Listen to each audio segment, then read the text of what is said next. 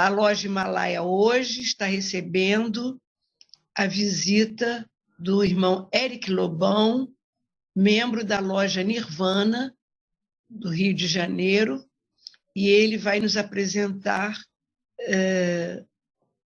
uma exposição sobre o tema saúde e espiritualidade. O nosso irmão é um estudioso do assunto, um teosofista dedicado, e para nós é uma honra recebê-lo. Eric, a palavra é sua. Namastê, meus irmãos. É uma honra imensa estarmos aqui refletindo sobre um tema que é do interesse de todos. Na verdade, é um tema que, em alguns momentos que eu o apresento, tem sido colocada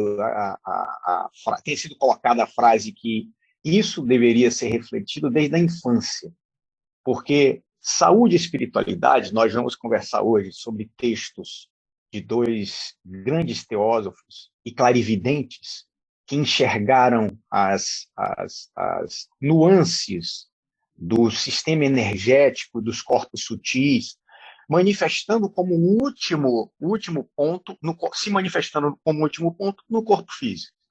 Então, a nossa reflexão de hoje, tudo que eu vou dizer aqui, é baseado no que esses dois grandes teosofistas e clarividentes, que foram o Charles Leadbeater e o Geoffrey Hodgson, nos trouxeram de conhecimento. Eles ampliaram muito a nossa visão do que é realmente saúde, o que realmente causa o que nós temos e que chamamos de doença, não é? Então, a nossa reflexão de hoje, repito, é algo que é do interesse de todos e que muitas vezes vai nos fazer refletir sobre coisas do nosso dia a dia que afetam tanto, mas tanto o nosso equilíbrio e que a gente nem imagina. Tá? Então, considerando a relevância, a importância desse tema, é que eu tenho pesquisado em diferentes vertentes sobre ele. Ainda há pouco iniciamos um estudo sobre a doença como caminho, que é algo que eu também vou comentar apenas, porque um dos slides que eu vou mostrar hoje aqui, eu vou usar alguns slides para apresentar. Um dos slides vai falar sobre a dor e a doença, e eu vou fazer menção a essa obra. Mas, enfim, eu vou começar aqui com o apoio de uma exposição de slides, e depois eu tenho certeza que nós teremos vários itens para refletir juntos, tá? Vamos lá.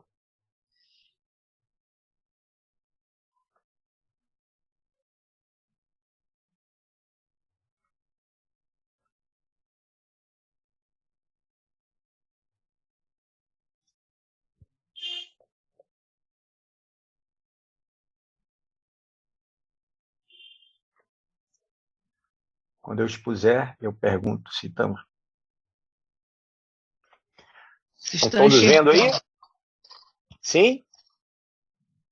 Pronto. Sim, estamos. Pronto. Então, nós estamos falando aqui de uma literatura, de livros ou de textos que foram escritos no final do século, ou com autores, né, que são do final do século XIX. Né? O Leadbeater nasceu em 1854 e o Geoffrey Hodgson nasceu em 1886. Esse livro do Geoffrey Hodgson tem o mesmo nome do tema, eu escolhi por conta desse livro daí. E o Leadbeater, nesse livro lá do Oculto das Coisas, ele tem um capítulo dedicado ao que nós mesmos fazemos e que pode influenciar na nossa saúde. Então, eu selecionei textos desses dois livros e nós vamos refletir juntos sobre eles, tá? Vamos lá. Primeiro, eu queria começar com o conceito de saúde. Qual é o conceito de saúde? Segundo a Organização Mundial de Saúde. É um estado de completo bem-estar físico, mental e social, e não apenas a ausência de doença ou enfermidade. Então, vocês podem ver que, mesmo uma entidade que é voltada para a ciência, para a medicina acadêmica, para o estudo acadêmico, ele já ampliou imensamente o conceito de saúde. Porque quando a gente fala em saúde, a gente pensa em ausência de doença apenas. E a gente vê que a própria entidade que é baseada na ciência coloca para nós que é um completo bem-estar físico, mental e social. E não apenas a ausência de doença ou enfermidade, tá? Bom, agora eu quero tocar em dois conceitos que nos são colocados aí por Geoffrey Hodgson e por Leadbeater. O primeiro deles, vejam que é um conceito simples, mas de uma profundidade quase inalcançável para nós. Olha o conceito de saúde que é colocado no livro Saúde e Espiritualidade de Geoffrey Hodgson. Estado em que os três processos fundamentais da natureza, absorção, assimilação e eliminação, estão operando plenamente no indivíduo em perfeita harmonia e equilíbrio. Bom, por que a profundidade é quase inalcançável? Porque isso vale tanto para o corpo físico, isso é simples se você pensar no corpo físico, né? Alimentação, processamento, excreção, mas isso vale para todos os nossos veículos sutis também. Então, a maneira como a gente faz a modulação, que é a transformação de energia, a maneira como a gente transporta essa energia e a gente elimina essa energia, faz parte de todos os nossos veículos. Então, é um conceito simples e que vai mostrar para a gente que o corpo, o que acontece no corpo, que é o sintoma, o que a gente sente, não é, na verdade, o desequilíbrio em si. O desequilíbrio está vindo dos nossos corpos mais sutis, seja ele o astral, que é com nossos sentimentos, seja ele o mental, que é com nossos pensamentos, ou a combinação deles. O desequilíbrio, a desarmonia, está vindo daí e se manifestando no físico, de alguma maneira. E o conceito que eu peguei do Leadbeater é para mostrar que muito do que a gente colhe é em relação ao que a gente planta. O nosso comportamento, o que nós escolhemos para fazer ou para não fazer, pode influenciar diretamente na nossa saúde. Eu vou explicar com mais minúcia isso depois, mas olha o que o Leadbeater está dizendo aqui. Ó.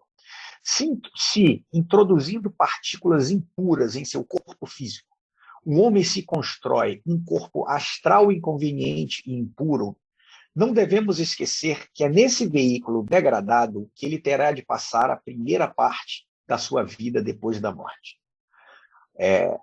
Apesar da gente falar um pouco mais disso adiante, eu só quero relembrar que, de acordo com várias filosofias orientais e com autores teósofos, nós temos aí a morte do corpo físico, que o etérico está junto, faz parte do físico. Depois nós temos também a desintegração, a morte do corpo astral. Mas esse corpo astral, que é composto de subplanos, né, são 7, do mais denso ao mais sutil, quanto mais afinidades e vibrações nós tivermos com a parte mais densa dele, do corpo astral, ou seja, quanto mais sentimentos, que eu vou chamar de impuros e pesados, nós tivermos, quanto mais comportamentos impuros e pesados que geram esses sentimentos, sensualidade, vícios, etc., mais a gente vai demorar na nossa primeira morte, ou na morte do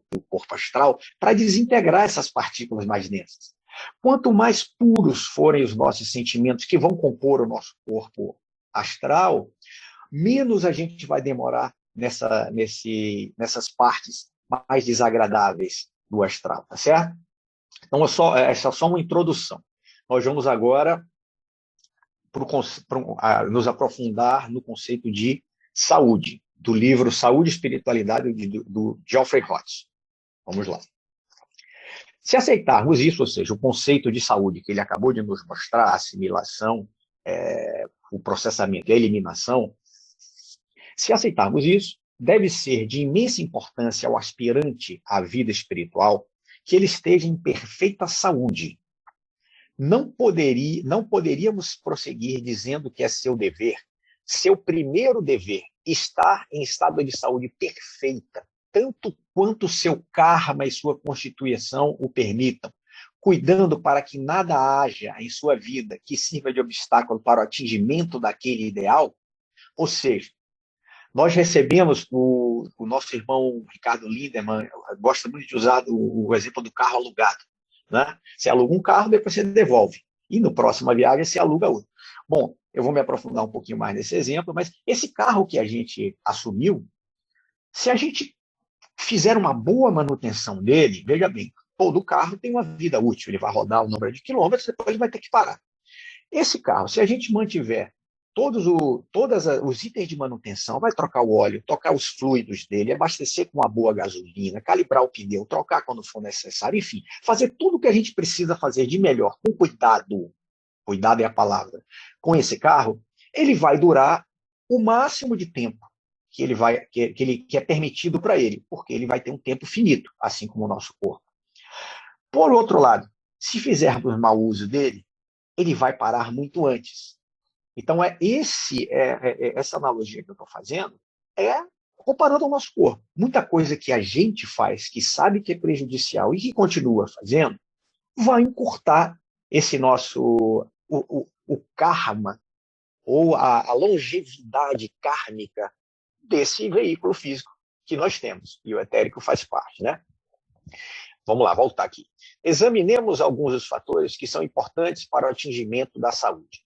Aqui, novamente, uma vez que o estudante colocou-se em contato com as forças espirituais, sua abordagem será diferente da de um homem que não o fez, pois o que seria inofensivo para o último pode ser seriamente prejudicial para o primeiro, cujos corpos sutis, bem como o físico, estão se tornando mais sensíveis e responsivos à medida que ele progride na senda e se torna um canal para as forças ocultas. Então, continuando esse texto dele, ele vai nos apresentar esse tema, que quanto mais ciente você está, quanto mais consciente você está das consequências do que você está fazendo, mais sérios serão os efeitos disso daí, né? Ou seja, aumenta a nossa responsabilidade. Bom, e a saúde, esse nosso veículo que nós temos hoje, né? A gente tem uma meditação que é Vichara, né? Quem sou eu? Depois eu vou lembrar. Mas a gente tem essa meditação porque nós não somos o corpo físico. O corpo físico é o último dos veículos que vem sendo moldado a partir do mental, astral, o duplo etérico, que é o molde final, e aí o corpo físico. Né? Então, quando a gente faz essa meditação, que é a Vichara, né? A gente pensa no quem sou eu, porque eu não sou o corpo. Eu não sou os pensamentos, eu não sou os sentimentos. Então, na formação desses nossos veículos, nós temos um histórico kármico que vai fazer com que a gente nasça com as condições geográficas, sociais, que são necessárias para o nosso aprendizado, o karma aí no sentido de aprendizado é lógico, que fazem parte do nosso aprendizado, e a nossa constituição física, a constituição, não só física, dos nossos veículos, que são os moldes do físico, e vai culminar no físico, que é o que a gente enxerga e percebe, tudo isso faz parte de um planejamento baseado no nosso karma acumulado, né? A gente tem aí o karma acumulado, que é o Santita, a gente tem o karma maduro, que é esse que a gente está agora, vivendo agora nessa vida, né? Que é o Prarabdha Karma, é esse que a gente está, e a gente tem um outro, que é o Kriyamana Karma, que é o que a gente está criando agora. Tudo que a gente está fazendo agora vai gerar uma consequência no nosso karma futuro. Então, na formação dos nossos veículos, como a gente está falando do físico, eu vou falar dele, a gente já tem aí vetores kármicos, eu vou usar vetores por falta de outra palavra mais propícia, mas a palavra não é a coisa, como diz o nosso irmão Krishnamurti, prefere ser chamado de amigo. A gente tem aí vetores kármicos que vão incidir na nossa vida ao longo do tempo. tudo isso planejado pelos senhores do karma, os Lipikas, que são da linha de evolução dévica, né? Tudo isso programado. Então, quando a gente vem para cá, a gente tem os vetores que vêm para o nosso aprendizado. As doenças estão envolvidas ou fazem parte desses vetores kármicos que serão incididos sobre nós, né? Bom, mas, como eu disse, a gente tem aí o Kriya Mana Karma, que é um karma que nós estamos criando.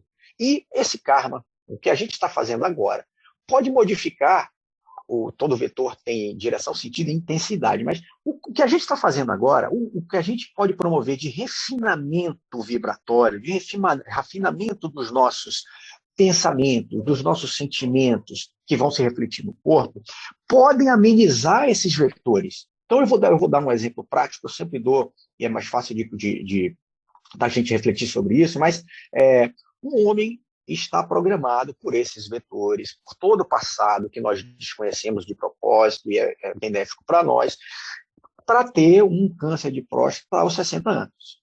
Bom, várias possibilidades. Ele faz um mau uso dos corpos, principalmente do corpo físico. Ele faz um mau uso do corpo físico.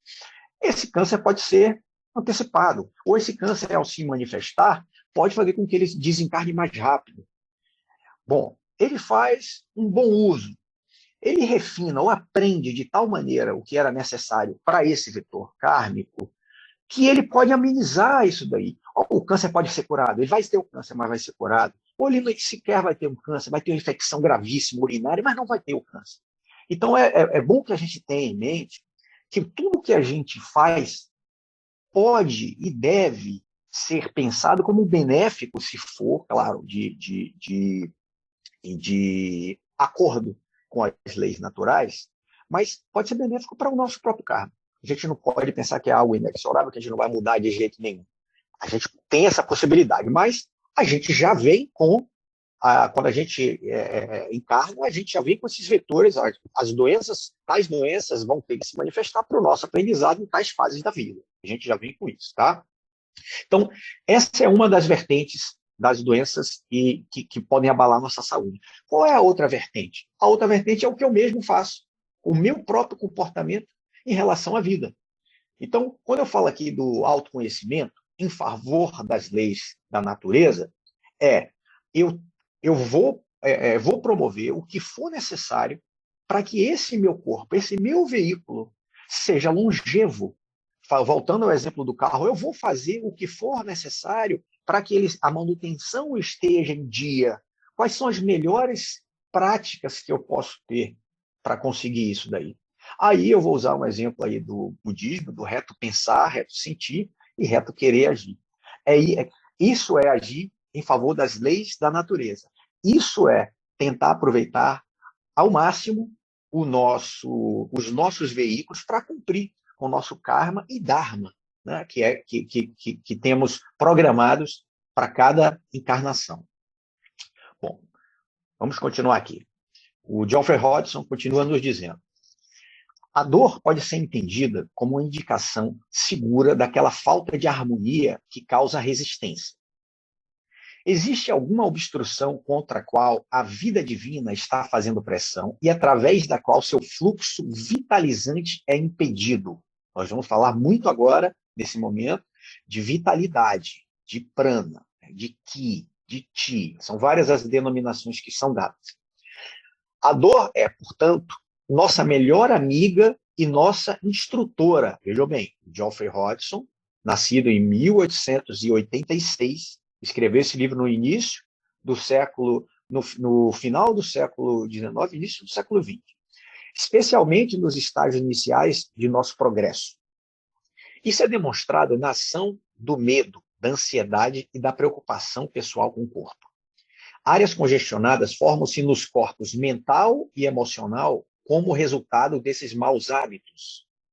No corpo mental e no emocional formam-se áreas congestionadas. Olha o que ele está dizendo para a gente. E se houver persistência no mal, o duplo etérico torna-se afetado até que, por fim, a condição manifesta-se como dor no corpo físico. Essa manifestação pode ser câncer, inflamação glandular, doenças nervosas, dores de cabeça, ou esgotamento da vitalidade, seguida de prostração nervosa, de tão estreita que é a relação entre os corpos sutil e físico, ocasionada pelo contato imediato com as forças que surgem após tentarmos a vida espiritual. Bom, acontece com todo mundo, é lógico, mas para nós, considerando que nós temos um intuito de seguirmos na senda espiritual, que buscamos por esses estudos e assuntos, para nós que temos a consciência de certas vertentes que são negativas para a gente, como pensamentos negativos, como emoções negativas, isso vai ser, a consequência, segundo ele, vai ser intensificada. Mas, quando ele fala aí nesses bloqueios e congestionamentos que ocorrem nos corpos sutis, ele está nos dizendo, mas muito antes de muita gente que hoje fala sobre isso, sobre a nossa anatomia e fisiologia energética e sutil, tá certo? Então, quando ele fala dessa obstrução de vitalidade, ele está falando para a gente sobre a distribuição, a captação, né, a assimilação e a distribuição do prana, que é sinônimo de vitalidade, que é sinônimo de ki, de ti, como eu já disse para vocês. Então, de onde vem o prana? O Sol tem nos fornece, ou o logos solar, né, nos fornece 3 principais emanações ou energias que, também por falta de outra palavra, e a palavra não é a coisa, mas ele vai nos oferecer o tempo inteiro forrar, a Kundalini e o prana. Então, o prana, a energia vital que nos mantém, é proveniente do Sol. Então, essa energia vital, ela vai chegar aos nossos veículos e vai ser absorvida e distribuída a partir dos chakras. Essa palavra chakra vem do sânscrito, que significa rodas, depois eu vou botar aqui conceito, mas eu queria que vocês, junto comigo, vissem é um assunto que me interessa muito, os chakras, né? Então eu vou mostrar aqui algumas literaturas, mas a primeira delas, essa aqui se chama A Bíblia dos Chakras, deixa eu me enxergar aqui para poder mostrar para vocês, chama-se A Bíblia dos Chakras, tá certo? Na verdade, ele não é um livro que se aprofunda muito no tema, mas ele é muito abrangente. Ele vai falar de várias coisas relacionadas aos chakras. Mas o que eu queria fazer menção é que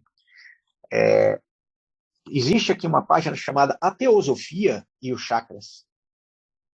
E ele faz menção a Leadbeater, dizendo que o conhecimento que o Ocidente tem dos chakras se deve muito à teosofia, à escola de pensamento místico estabelecido por Blavatsky em 75, através de Leadbeater, que foi a primeira pessoa a explorar alguma das ideias-chave que agora temos a respeito dos chakras. Olha que bacana. Então, que ele fala aqui. E é esse livro que eu quero mostrar para vocês. Então, quem se interessa pelo assunto, esse livro aqui, Os Chakras, do Leadbeater, eu tenho uma edição muito antiga da editora Pensamento, mas tem na editora Teosófica. E um outro livro, a irmã Senira não vai lembrar disso, mas eu vou lembrá-la desse assunto. Esse outro livro que será objeto de estudo nosso na loja de Irmã, assim que eu acabar A Doença como Caminho, assim que eu acabar esse aqui, nós vamos estudar esse livro aqui, se meu presidente me permitir, Os Chakras e os Campos de Energia Humanas. Esse livro é escrito pela Dora Van Koons. Ela ela foi uma estudante de clarividência, já nasceu com a clarividência muito acentuada, e quem ensinou ou conduziu os estudos dela dentro da clarividência foi o Leadbeater, né? E ela escreveu esse livro junto com uma neuropsiquiatra, onde ela, primeiro a Dora, que é clarividente, ela dizia o que ela estava enxergando de falha na comunicação sutil energética ou em algum chakra específico, e depois é que a médica dizia qual era a doença. Então o caminho foi contrário. A gente conseguiu, a partir desse livro aqui, esse livro aqui comprova muita coisa que já tinha sido dito a respeito de doenças que acontecem e que se manifestam antes nos corpos sutis, tá? E o que a irmã Senira, que eu queria lembrá-la, é que uma vez eu fiz uma apresentação sobre o Reiki Aí ela me perguntou sobre o toque terapêutico, a irmã Senira.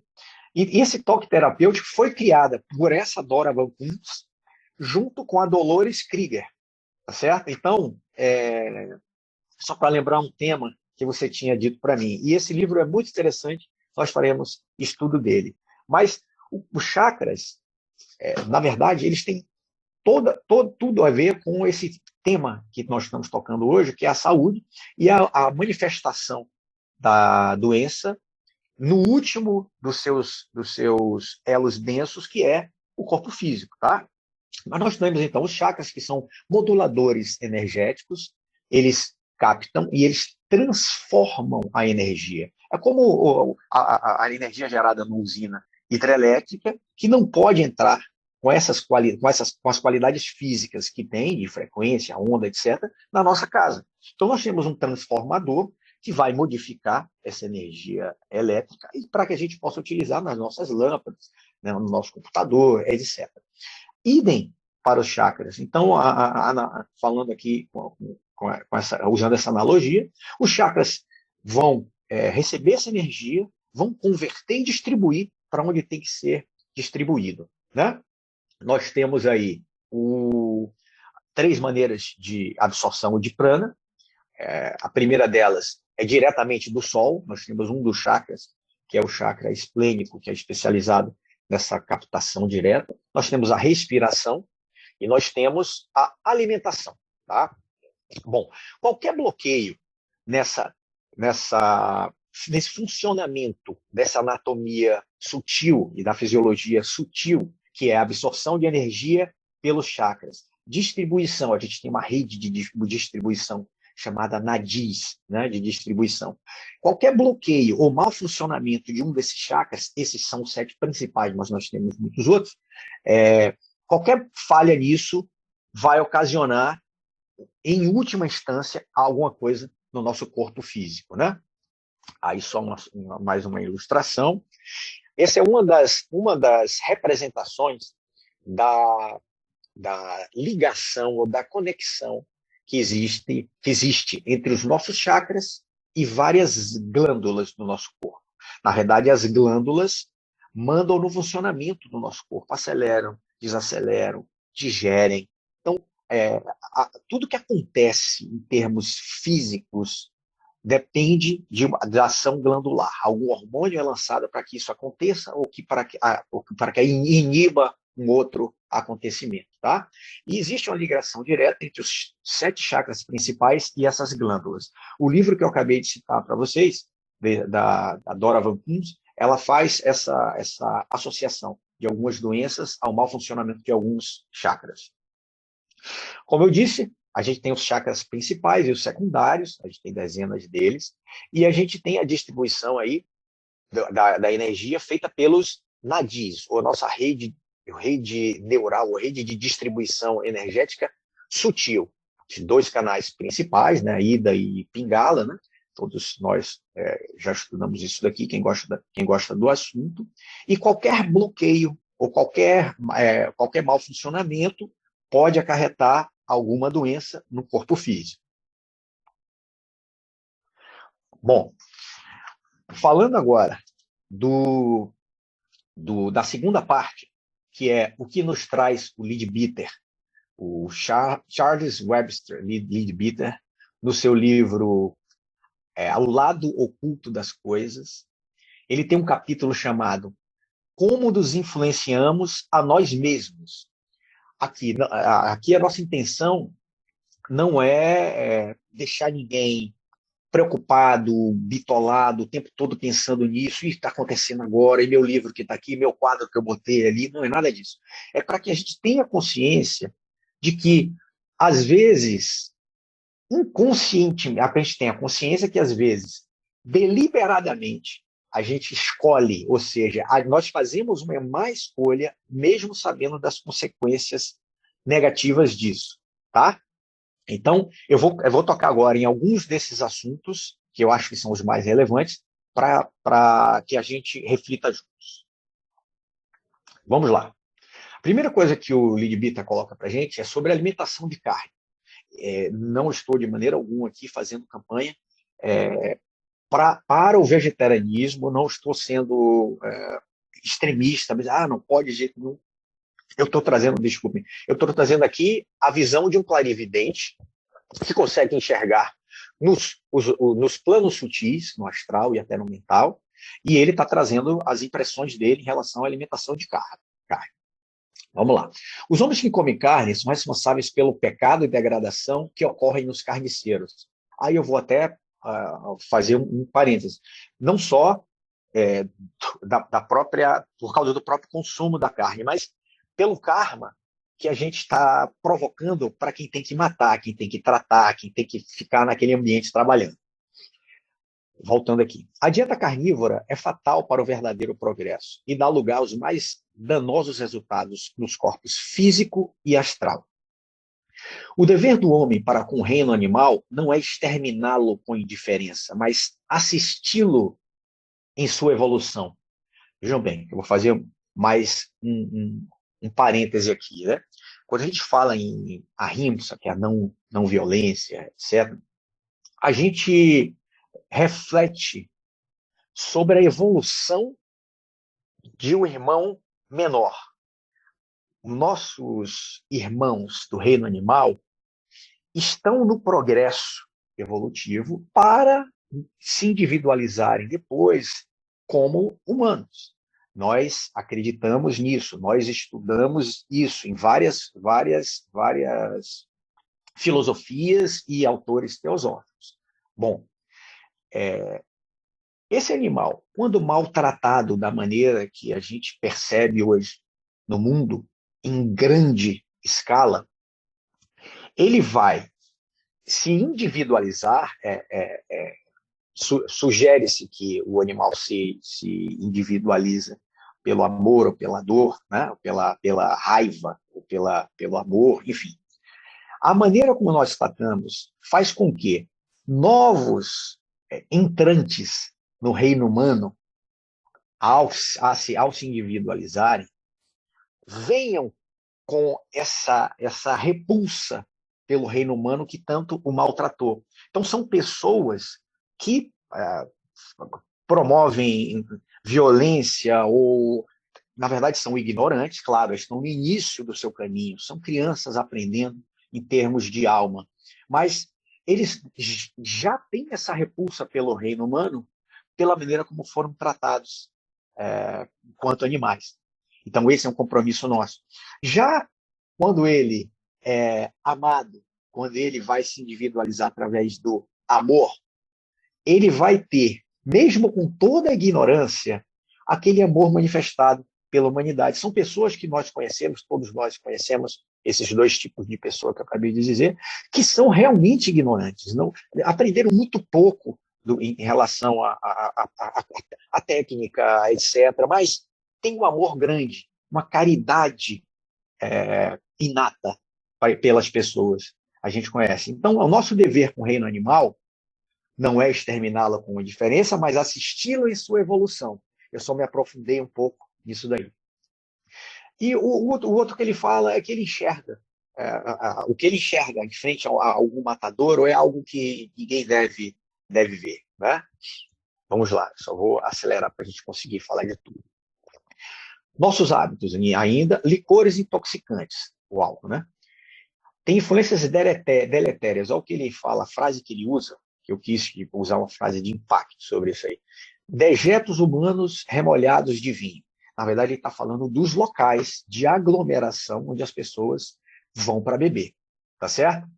Então, nós temos aí aqueles que se ligam, que se conectam, que vibram com o vício.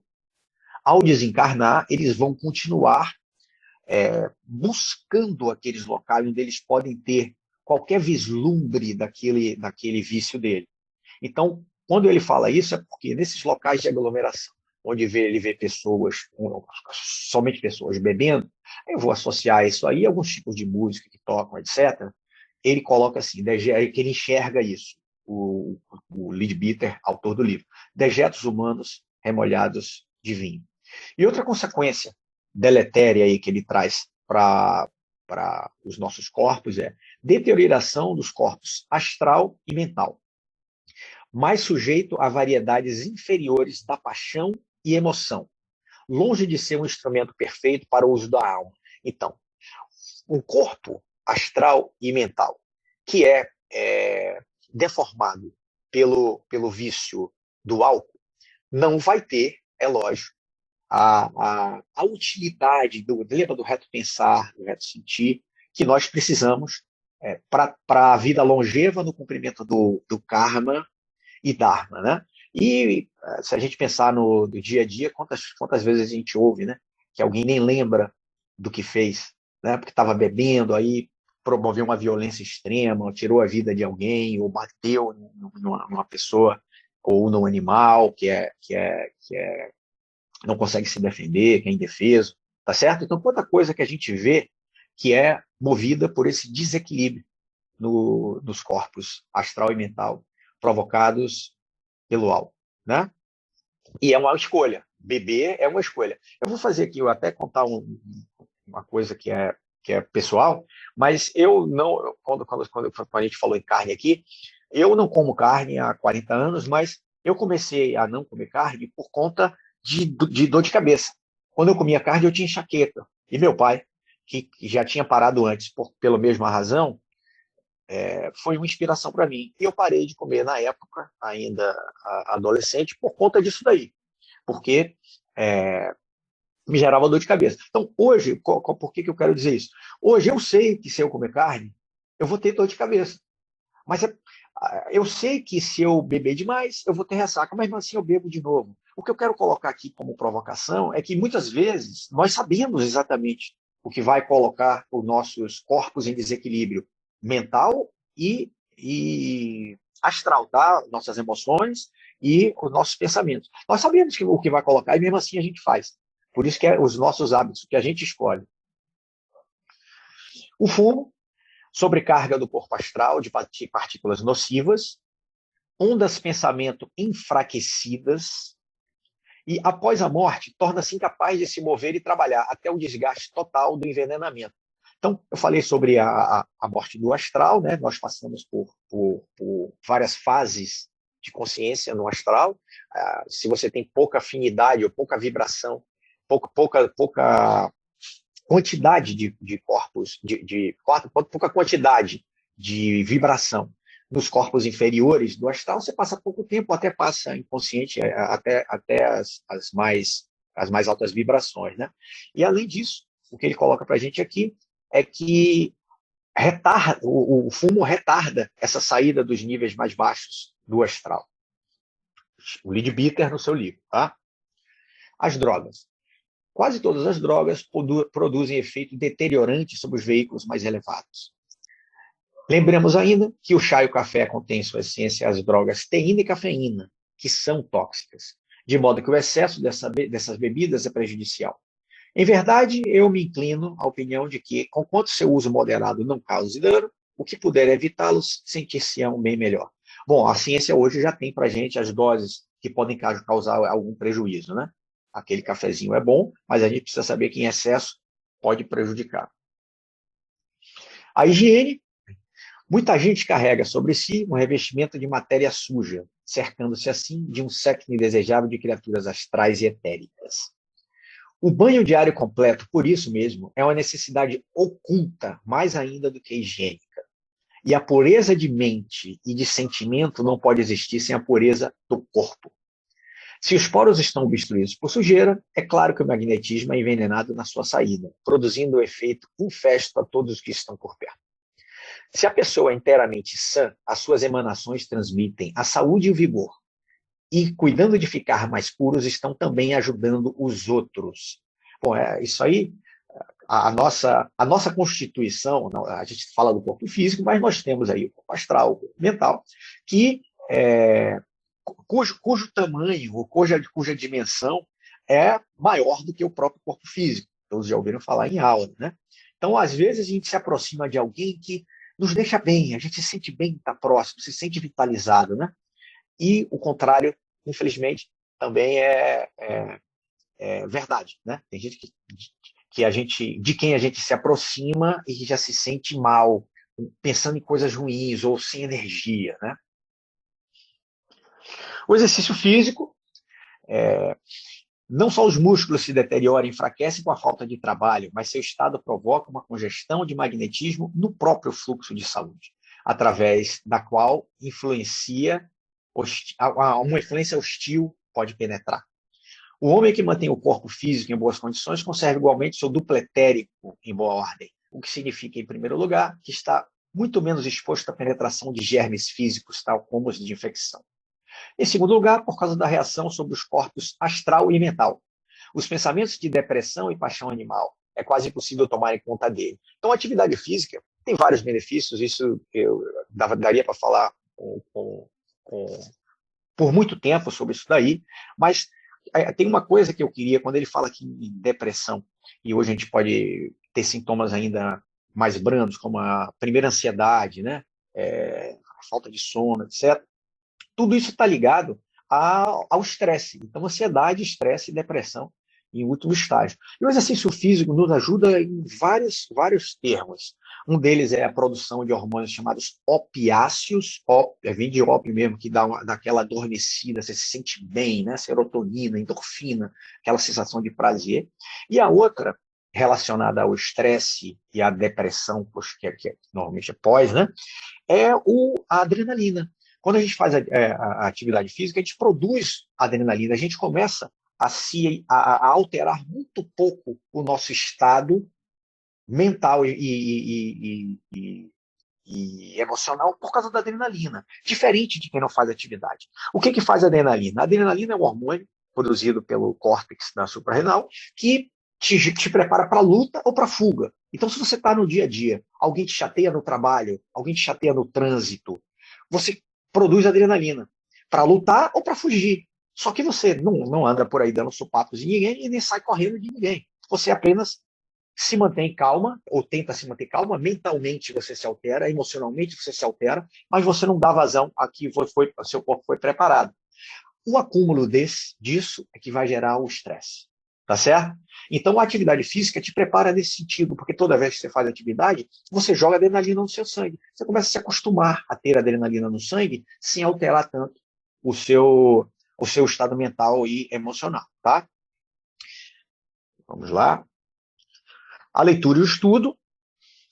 Bom, eu vou resumir para que a gente tenha tempo, mas o que a gente fala aqui, o que ele quer dizer aqui para a gente é que nós temos uma atividade tão grande do mental, e nós somos compostos, nosso corpo mental e nosso corpo astral é composto de elementais. Os elementais estão no caminho inverso da gente, estão na involução. Então, eles fazem parte da nossa composição, mas eles querem outra coisa, diferente da gente. Então, o corpo, quando você está tentando meditar e os pensamentos estão aí circulando e variando, o elemental pode estar agindo. Quando você tem aquele sentimento persistente negativo, ou muito forte, porque o elemental quer sempre coisas muito vibrantes, então pode ser o elemental. Quando o seu corpo não quer fazer nada, o elemental físico não quer fazer nada, você quer ficar parado, tá certo? Mas o que ele queria dizer nesse slide aí é que nós conseguimos realmente aprender apenas 1% do que aquele livro está querendo nos dizer. O cara que escreveu o livro, o autor do livro, ele gera uma forma de pensamento em relação ao livro, que é o próprio livro, tá certo? Você quer a forma de pensamento daquele livro. Você consegue até se conectar, isso é positivo em alguns aspectos, depois eu explico por quê, mas só 1% daquilo vai ser apreendido por conta dos outros pensamentos que vêm nessa leitura daí, tá? Bom, e por que eu estou dizendo isso? Porque muitas vezes, ou muitos livros que a gente precisa ler, muitos programas que a gente precisa ver, a gente precisa ter imparcialidade ao assisti-los, ou pelo menos a gente ter pensamentos antídotos. Quando ele está falando aqui em jornais e novelas que nós escolhemos ver, se eu escolho ver um filme cheio de violência, eu vou naquele momento estar gerando formas de pensamento, ou me conectando a formas de pensamento de violência. E isso faz parte da minha própria constituição. Eu escolhi fazer isso, tá certo? Quando eu vejo um jornal que só fala em morte o tempo inteiro, que só fala em assassinato o tempo inteiro, eu estou me conectando àquelas formas de pensamento.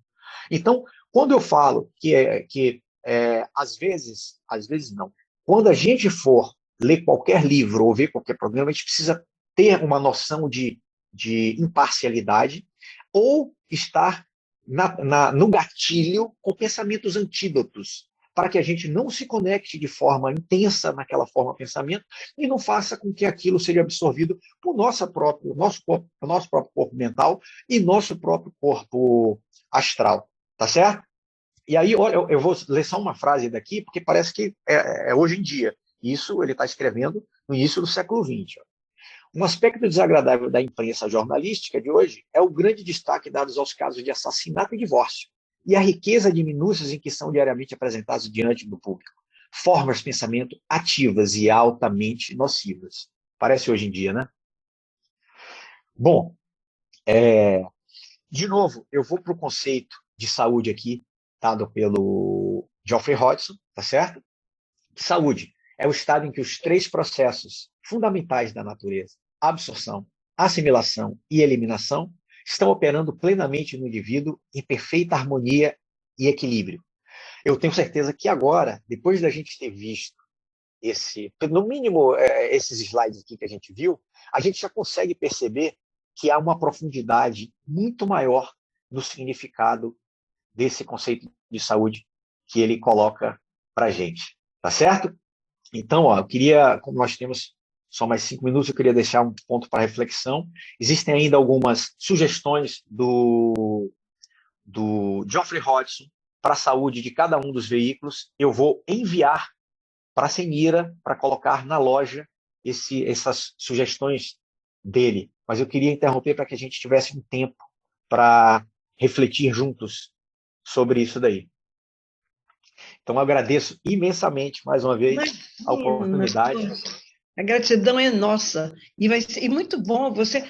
Obrigada, Eric. Você, inclusive, não só expôs pontos importantíssimos, como foi muito didático, né? Trazendo assim para uma linguagem simples, comparando com o nosso dia a dia.